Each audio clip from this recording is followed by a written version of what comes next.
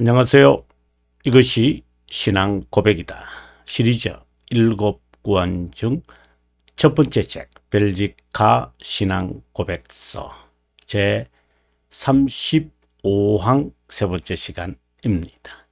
35항의 주제가 성찬에 관한 거고요.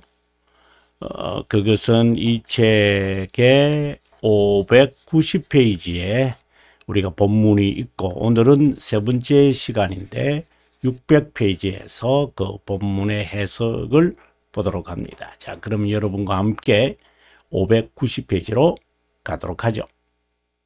예, 저는 590페이지로 왔습니다. 590페이지고요.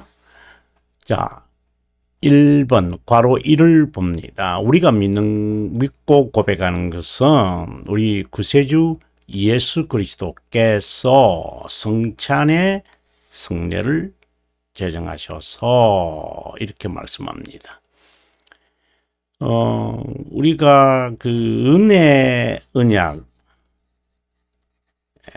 나중에 우리가 나중에 아니더라도 여러분께서 웨스트민스터 신앙 고백서 이제 8항에 가시면 이제 중보자에 관한 이야기고요. 그리고 7장이 은혜 언약에 관한 이야기일 것입니다.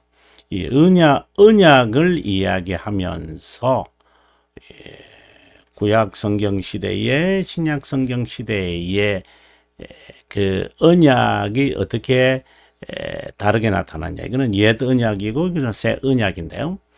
옛 언약은 아주 그 다양하게 의식이나 규례나 율법으로 드러났다면, 신약 성경은 아주 간단하게 은혜 언약을 제정을 하셨는데 성례다. 성례가 세례와 그리고 성찬이다. 이렇게 되어 있거든요. 그래서 언약과 관련시킬 수도 있어요. 예.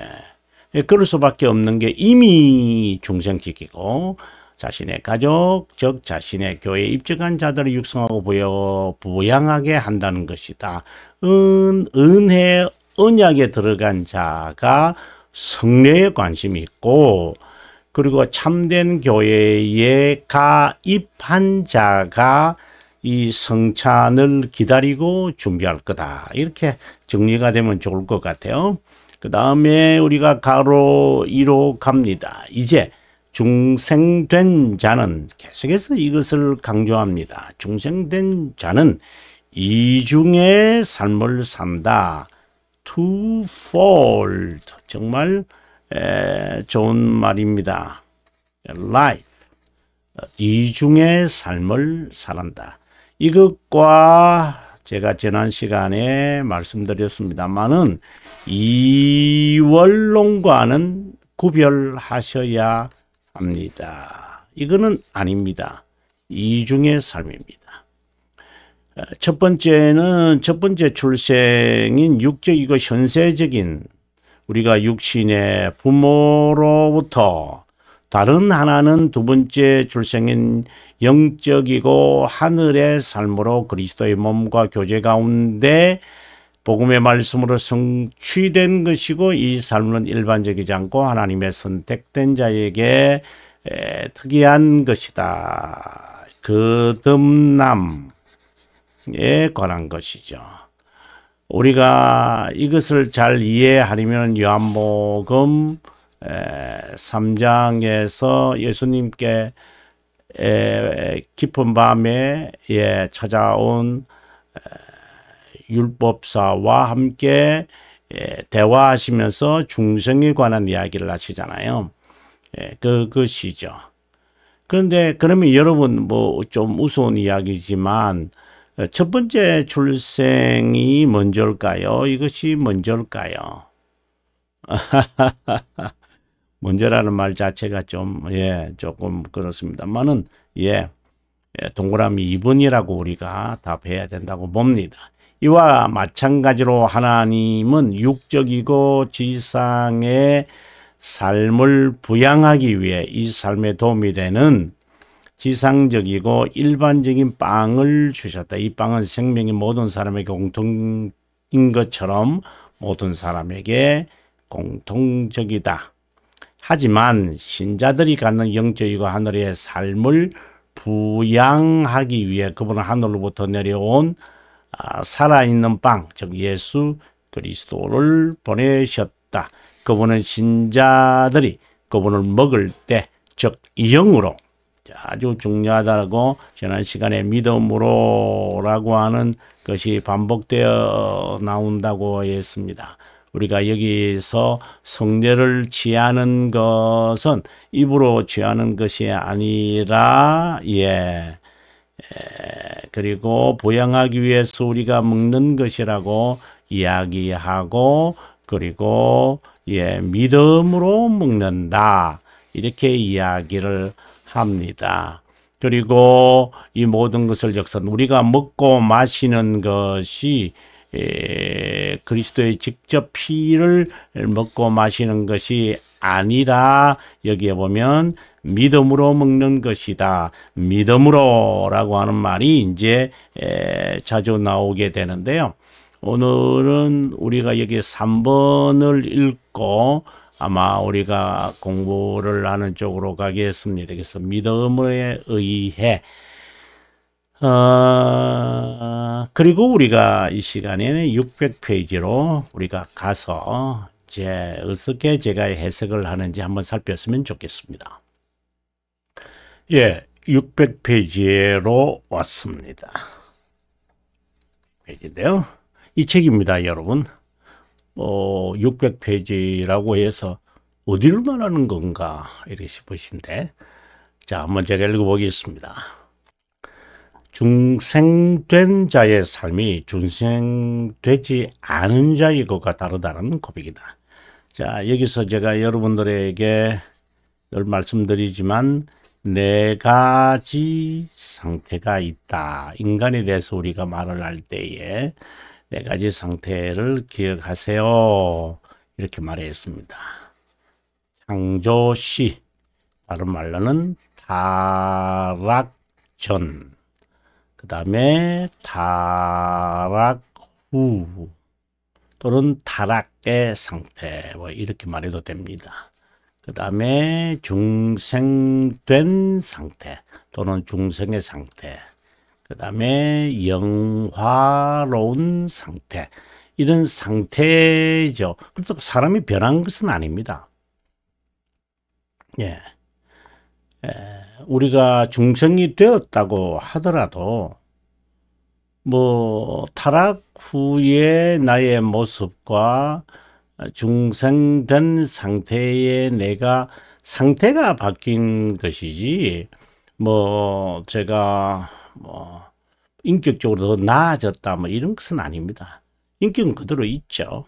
하나님 보시기에는 동일한 것이고, 이제 제가 인생의 경험에서 또 삶에서 이제 변화들을 보는 것이죠. 자, 바로 그걸 말합니다. 중생된 자의 삶이 중생되지 않은 자, 즉 유기된 자와 선택된 자의 삶이 이제 차이가 있다라는 것을 말합니다. 첫 번째 출생은, 그래서 우리가 앞서도 말씀드렸습니다만은 이제 twofold life 이렇게 돼 있잖아요. 이중의 삶이다. 육신의 출생을 의미하고, 두 번째는 영적 출생을 하는 중생을 의미한다. 중생에 관한 직접적인 이제 언급은 예수 그리스도께서 니고데모와의 대화 속에서 우리가 되어지는 것 같아요. 아주 주님께서 직접적으로 이제 말씀하시는 거잖아요. 전자는 부모로부터 내 존재가 이 세상에 현존하는 것이다. 후자는 성령 하나님으로부터 중생되는 것이다. 이 세상과 어느 세상에 동시에 현존하다. 전자는 외적 부르심, 후자는 내적 부르심으로 우리가 이야기할 수 있다. 꼭 외적 부르심은 아닐 수 있죠. 단지 우리가 이제 육신적으로 우리가 깨달아진다는 것이죠. 육신적으로 실제로 우리가 느낌이 와요. 그런 의미에서 이제 출생의 의미다. 이제 이 이야기입니다. 자, 하나님의 부르심은 두 가지로 조성되는데, 하나님의 부르심에 관해서 좀 더 명확하게 하시려면 웨스트민스터 신앙 고백서 이제 9장을 보시면 아주 자세하게 되어 있습니다. 두 가지로 구성되는데 일반적 부르심과 특별한 부르심입니다. 이건 칼빈 선생이 이제 우리들에게 예정에 관한 논박, 이제 부인하는 사람들에 대하여 논박하면서 이제 칼빈 선생이 하는 이야기입니다. 내적 부르심은 복음의 부르심이라고 한다.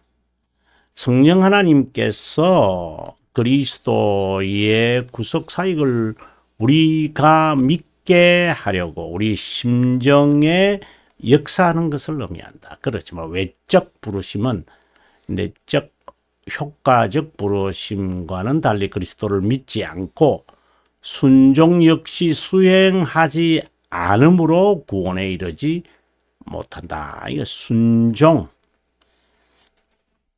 이 의미는 복음을 믿지 않기 때문에 하나님의 진노에 여전히 머무른다는 것이고, 하나님의 진노. 우리가 이 부분을 한번 조금 여기까지 읽고 난 다음에 한번 가보겠습니다. 아주 중요한 내용인데요. 그리스도교를 고백하지 않기 때문에 구원을 받을 수 없다. 그렇다고 불평할 수 없는 이유는, 앞서 제가, 이게 10장이 이제 부르심인데, 앞서 제가, 여기서 9장이라고 제가 했죠. 9장의 부르심도 아닙니다. 이제 9장 죄송합니다. 제가 헷갈렸습니다. 자유의지에 관한 것이고 이게 부르심입니다. 8장은 알다시피 중보자에 관한 이야기입니다. 그렇다고 불평할 수 없는 이유는 구속 사역에 무슨 결점이나 부족한 것이 있어서가 아니라 전적으로 자신의 잘못이기 때문이다. 자, 여러분, 방금 제가 말씀드린 대로 우리가 이 하나님의 진노에 머문다. 믿지 않기 때문에 그렇다. 하는 이 부분을 한번 읽어보도록 하겠습니다. 돌토레이트 법규, 그 90페이지를 먼저 한번 보겠습니다. 이게 사항이라는 것은 이제 1장, 사항을 말합니다. 자, 보면 하나님의 진노에 대한 이야기를 좀 하는데 하나님의 진노가 이 복음을 믿지 않는 자들에게 머무른다. 복음을 받아 참되고 살아있는 믿음으로 이렇게 되어 있습니다. 그 복음을 받아 참되고 살아있는 믿음으로 예수님을 구세주로 수용하는 자들은 그분에 의해 하나님의 진노에 또 판멸로부터 구원받는다. 구원받아서 이게 델리버라는 말이죠. 제가 늘 강조합니다만은 델리버와 그죠? To save. 그래서 서로 함께 나올 때는 다르게 구분하는 것이 좋다. 이렇게 말씀을 드렸습니다. 하나님의 진노가 복음을 믿지 않는 자들에게 그 진노에서 믿음으로 우리가 영생을 얻는다. 이렇게 되어 있습니다. 그러면은 5장, 5장 사항, 5장 사항으로 우리가 가도록 하겠습니다. 803페이지 그거든요. 803페이지, 803페이지 5장 사항의 내용입니다. 5장이 견인에 관한 건데 읽어보겠습니다. 육체의 연약함이 참된 신자를 은혜의 상태로 확인하고 보존하는 하나님의 권능보다 우세할 수 없다. 성령 하나님에 의해 늘 영향을 받고 격려받지 않더라도 죄에 속한 각별한 몇몇 경우를 볼 때 육체의 욕망에 따라 욕망의 유혹을 받아 따를 정도로 신적 은혜의 인도에서 벗어날 정도가 아니기 때문이다. 그러므로 그들은 유혹에 빠지지 않기 위해 경성하여 기도해야 한다. 이런 것들을 이제 무시하게 될 때 그들은 사탄, 세상, 육체 이것을 우리는 악의 삼총사다라고 되어 있죠. 의에 심각하고 해로운 죄들에 쉽게 일끌릴 뿐 아니라 이따금 하나님의 의로운 허락으로 이런 악들에 실제로 떨어지기도 한다. 성경에 서술된 다윗, 베드로와 다른 성도들의 비통한 타락은 이것을 명시하고 있다라고 되어 있습니다. 우리가 이제 죄에 빠질 수 있어요. 악의 삼총사에 의해서 또한 우리의 남아있는 그 육체의 잔재들로 인해서 우리가 하나님의 진노를 받을 정도로 마치 불신자처럼 그렇게 우리가 그 어떻게 보면은 바닥을 칠 정도의 삶을 살 수 있다라고 되어 있습니다. 그럼 다시 본문으로 돌아오겠습니다. 예, 본문으로 돌아왔는데요. 믿음과 실제로는 하나님의 진노는 관련이 있죠. 그런데 여전히 머무는 거예요. 앞서는 우리가 이따금 하나님의 선택된 자는 다윗과 베드로와 같은 사람들, 위대한 분들이라 하더라도 그 머물 수는 있죠. 그러나 이따금이에요. 근데 믿지 않게 되어지는 것은 우리가 1장 4항, 돌토레이터 1장 4항에서 우리가 보다시피 하나님의 진노가 이미 임했기에 머무르고 있기에 그를 믿지 않는다 이렇게 되어 있습니다. 그렇다고 불평할 수 없는 이유는 구속사에게 무슨 결점이나 부족한 것이 있어서가 아니라 자신의 잘못 때문이다. 다음 우리가 두 번째 출생에 대해서 한번 살펴보겠습니다. 두 번째 출생인 중생은 내적 효과적 버릇입니다. 또는 칼빈 선생은 특별한 버릇입니다. 이런 말로 사용하기도 해요. 또는 중생이다. 또는 거듭납니다. born again 뭐 같은 말이죠.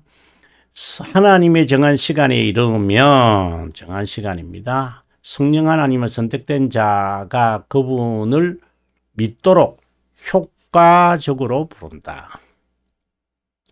양자되게 하고 거룩하게 하여 구원에 이르도록 보존 견인한다. 이런 과정은 논리적이지 신앙적이거나 인과적이지 않다. 뭐 예를 들어 어렵다 여기고 인 것이 먼저고 양자되는 것이 후에고 거룩하게 이제 성화를 말하죠. 이것은 견인이다. 뭐 이런 것이 순서다. 이렇게 이것은 우리가 이제 논리적인 이야기일 뿐이고 실제로는 뭐 뒤죽박죽하게 일어난다는 그런 개념이 아니라 그냥 동시에 다 있다. 이렇게 보시면 좋을 것 같습니다. 구원의 은혜 효과적인 부르심, 어렵다 이기심, 거룩하게 됨이나 구원을 절대 받을 수는 없다. 선택된 자 외에는 사실상 구속사역이라는 것, 헷갈리지 말아야 되는데, 구속사역은 바로 선택된 자들만을 위한 겁니다. 그 외에 안 믿는 사람 안 믿는 사람이 아니라 유기된 자에게는 하나님의 진노가 있기 때문에 믿음 자체가 선물로 주어지지도 않거니와 믿을 수도 없거니와 항상 그것에 머물러 있습니다. 자기 중심. 이제 앞서도 말씀드렸다시피 하나님의 자녀가 그러한 모습으로 한동안 머무를 수는 있으나 계속해서 머물더라 성령 하나님께서 역사하지 않을 것이다. 아니 내버려 두지 않을 것이다. 이렇게 보시면 좋을 것 같습니다. 계속해서 읽어보겠습니다. 외적 부르심 또는 첫 번째 부르심의 대상은 모두이지만, 자, 내적 이거 효과적 부르심 또는 두 번째 출생은 하나님의 자비함으로 선택된 자에게만 일어난다.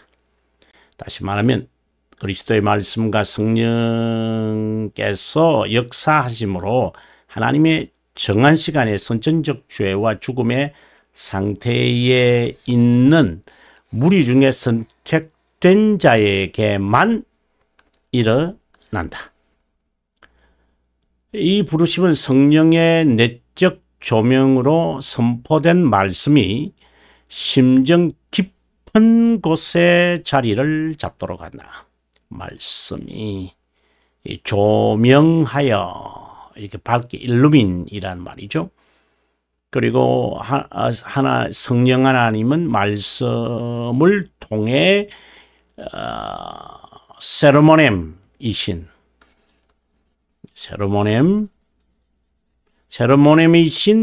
말씀, 우리가 대문자로 써서 말하면 좀 더 이해되는 교가 되는지 모르겠어요. 그분에 대하여 이제 믿도록 마음에 수용하도록 한다. 이렇게 되어 있습니다. 선택된 자는 그 말씀을 들을 때 마음이 조명되어지고 하나님의 것을 이해하고 굳은 심정이 제거되고 부드러운 심정을 갖게 된다. 이것은 중생을 의지한다. 한마디로 말하면 의지가 갱생되고, 그래서 new creature이라고 이야기하죠.